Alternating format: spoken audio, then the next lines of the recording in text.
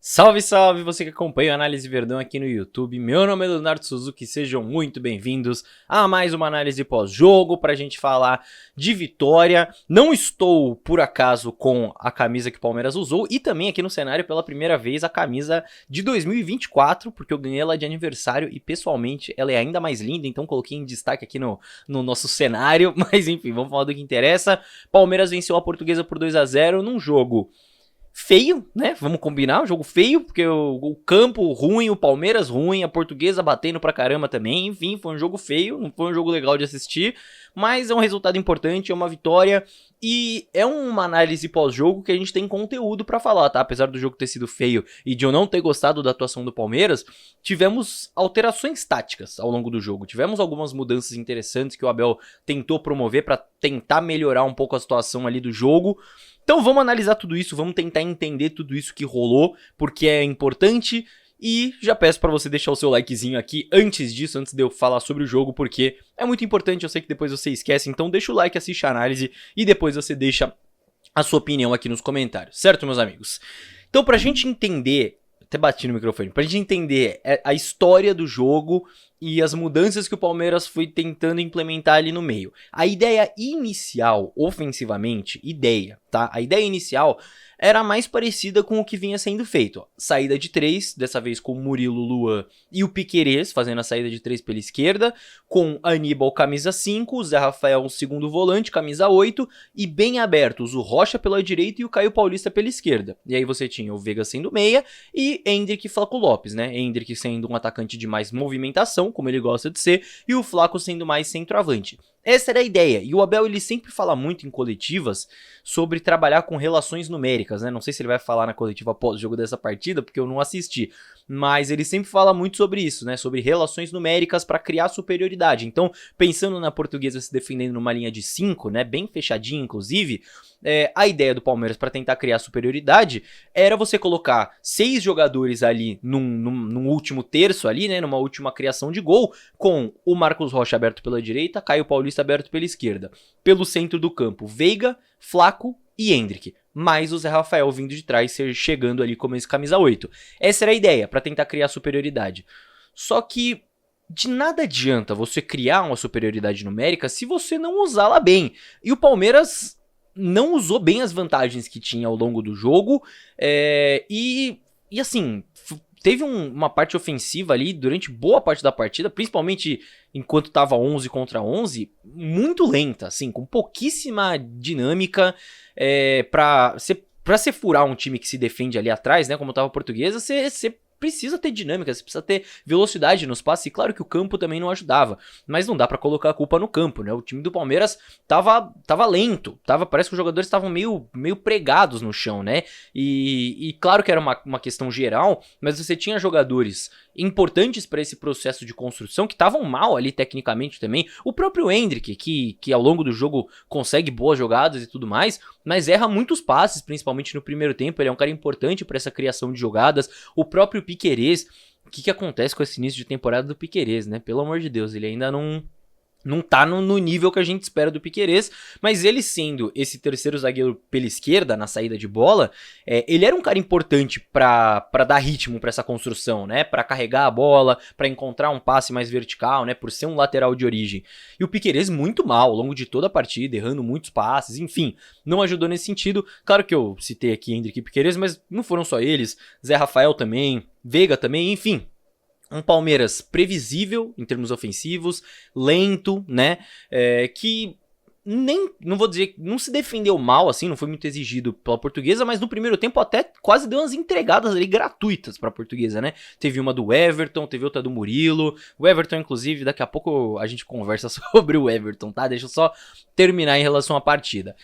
Outro problema ofensivo que eu vi do Palmeiras, principalmente no primeiro tempo, foi para criar espaço empurrando a defesa da Portuguesa para trás, porque você empurrar a defesa do seu adversário para trás é importante para você gerar espaço para os seus jogadores, e você precisa de alguém fazendo isso, né? De alguém atacando as costas dos zagueiros pra eles caminharem pra trás, né? Pra eles se sentirem ameaçados, vamos dizer assim, e caminharem pra trás, acompanharem esses jogadores e gerar espaço pra outros jogadores. Só que o Palmeiras, ele tava montado com um ataque ali que o Endrick, ele retornava muito pra ajudar o time a construir, o Veiga, ele era um meia que ficava nas costas dos volantes, e o Flaco muitas vezes também acabava retornando, ele não ficava... Em vários momentos ele não ficou incomodando os zagueiros ali pra tentar empurrar essa defesa da Portuguesa pra trás, ele ficou recuando muitas vezes também. E isso deixou os zagueiros da Portuguesa muito confortáveis. E isso não significa que não dá pra jogar Flaco e Endrick juntos, tá? Dá sim, não tô falando que precisa colocar o Rony ou precisa colocar o Breno Lopes pra ter alguém empurrando a defesa pra trás. Dá pra jogar com Flaco e Endrick, só que alguém precisa empurrar a defesa pra trás ali, ou um dos alas, ou o Veiga, enfim. Isso precisa ser melhor coordenado. Contra o Corinthians isso foi melhor até. A diferença é que o Corinthians tava jogando com uma linha bem mais alta do que a Portuguesa, né? Então você tinha muito mais espaço nas costas dos zagueiros. Mas enfim, eu acho que esse é um ponto que o Palmeiras vai ter que coordenar melhor ofensivamente, porque Endrick e Flaco, eles formam a dupla de ataque do Palmeiras, isso não tem muito como alterar, porque o Endrick é o melhor jogador do time, e o Flaco é o artilheiro do time, está vivendo fase artilheira, né, marcou mais uma vez, então isso não é momento de você alterar isso, então vamos precisar acertar essas dinâmicas de ataque, certo? Só que aí a gente vai pro segundo tempo, depois de um primeiro tempo muito ruim ofensivamente, e que o Abel muda a formação ofensiva do time. Então, ele abre mão da saída de 3, né? O que é comum a gente ver no Palmeiras, um lateral ficando mais para fazer a saída de 3, o outro subindo. Ele aboliu isso, os dois laterais ficaram mais ou menos na mesma altura, juntos ali, próximos do zagueiro, próximos do Aníbal Moreno, formando uma saída mais sustentada, né, com mais jogadores. Então, se vocês quiserem em números, numericamente, para visualizar, dava para pensar mais ou menos num 2-3, sendo 2 Murilo e Luan, e 3 Aníbal centralizado, Piquerez de um lado e Rocha do outro, sendo os dois laterais. Então a saída do Palmeiras ali, mais ou menos com esses jogadores. Você tinha o Zé Rafael e o Veiga como meias, praticamente, o Flaco como um centroavante e mantendo dois jogadores abertos, só que dessa vez o Caio Paulista pela esquerda e o Endrick pela direita, né? Então a gente consegue visualizar como um 4-3-3, mais ou menos, a formação ofensiva que o Abel mandou pro segundo tempo. E por que eu acho que ele fez isso? Eu entendo como pelo centro tá muito difícil, vamos tentar criar dobras pelos lados e atacar por fora, porque a Portuguesa tava muito fechadinha, o Palmeiras não conseguia encontrar espaço pelo centro do campo. Eu acho que o Abel pensou, bicho, não vai dar, vamos criar dobras pelos lados ali com lateral e ponta e vamos tentar atacar por fora pra criar algum perigo, porque o Palmeiras não tinha criado nenhum perigo. E eu não acho que é a formação ideal hoje, porque não encaixa tão bem o Endrick, né? Eu falei isso no último vídeo já. O Endrick é um craque, ele vai render em qualquer função do ataque, mas eu acho que a gente tem que usar ele na função que ele rende melhor, aproveitar ele da melhor forma enquanto ele está aqui, e essa melhor forma não é como um ponta direita. Então, eu acho que essa não deveria ser uma formação para levar, pelo menos nesse primeiro semestre, porque eu gosto de Flaco e Endrick mais como dupla mesmo, próximos, pelo centro do campo. Eu acho que é onde eles jogam melhor, onde eles encaixam melhor. Só que assim, era uma situação tão crítica nesse jogo, o primeiro tempo foi tão ruim que eu acho que o Abel mudou pelo menos pra mexer um pouco no negócio, pra não voltar da mesma forma pro segundo tempo. Então, mesmo não fazendo alterações no time, né, substituições no time, ele alterou esse modo de jogar. E aí, não vou nem dizer que melhorou muito, assim, mas vem logo depois a expulsão, né? Que inclusive, sendo bem sincero, não sei se eu expulsaria não, viu? Eu acho que se o lance fosse ao contrário, se tivesse sido o jogador do Palmeiras expulso num lance desses, eu viria cornetar aqui no vídeo. Então não vou falar que eu expulsaria ali o jogador da Portuguesa também. Mas expulsou e logo depois da expulsão vem o gol, né? 7º gol do Flaco, inclusive, já nessa temporada. Ele não fazia uma grande partida, não estava participando muito, mas é sempre bom a gente saber que temos um centroavante ali, né? Um cara que vai chegar uma bolinha, ele vai botar a bola pra dentro no momento importante que o Palmeiras estava precisando de um gol.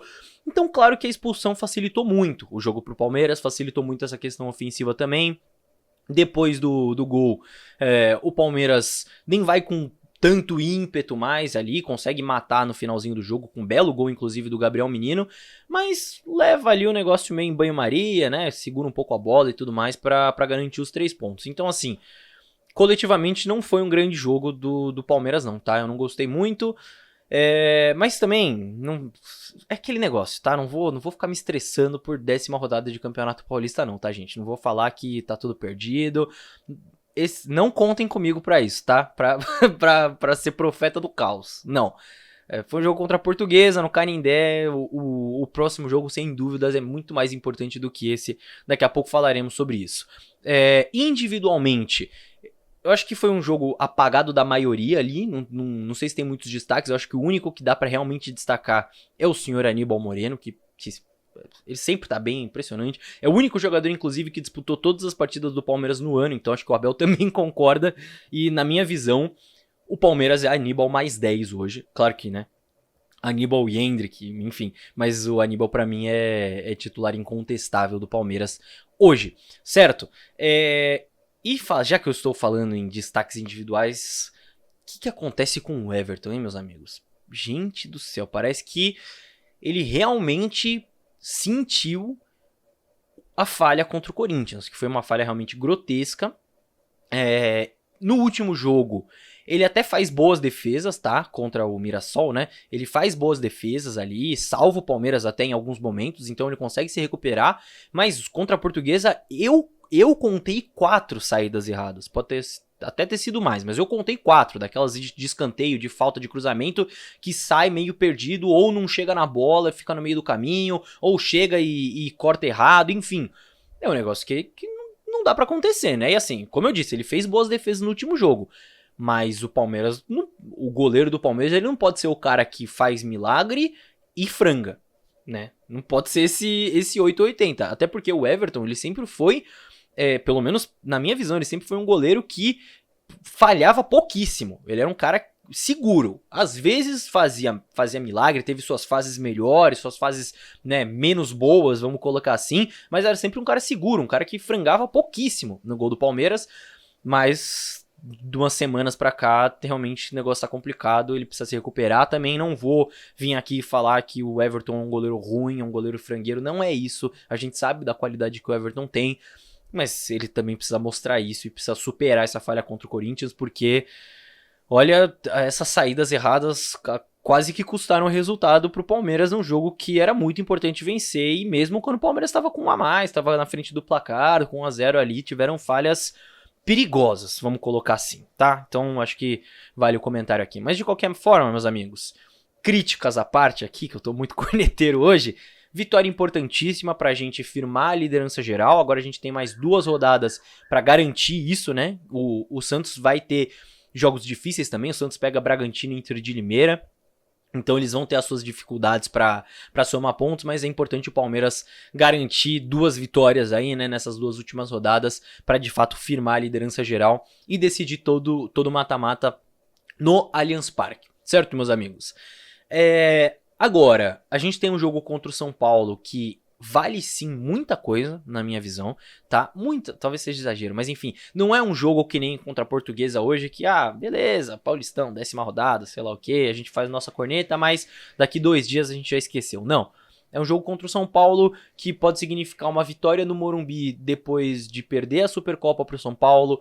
É um jogo que pode significar a melhor campanha do Campeonato Paulista. É um jogo que pode significar uma complicação para o São Paulo, que o São Paulo ainda está brigando por classificação, né, nesse Campeonato Paulista. Então o Palmeiras pode complicar isso e pode vencer um clássico, pode vencer o rival, né? O Palmeiras até aqui venceu o Santos, né, pensando em clássicos no Paulistão, venceu o Santos, fez o seu melhor jogo do ano contra o Corinthians e inacreditavelmente entregou o empate, e agora tem o São Paulo. É a melhor oportunidade de todas para esse time dar uma resposta, para esse time, né, sair por cima depois de alguns resultados complicados, e sempre jogos que a gente tem coisas a questionar, né? Mesmo nos jogos que o Palmeiras vai bem, o Palmeiras perde muito gol, ou hoje que não atacou bem, mas venceu, enfim, a gente sempre tem questionamentos, sempre tem críticas, precisa melhorar isso, precisa melhorar aquilo. O Palmeiras agora contra o São Paulo tem uma ótima oportunidade de dar uma resposta e de vencer bem o São Paulo. O Palmeiras tem toda a capacidade para isso, podem ter certeza.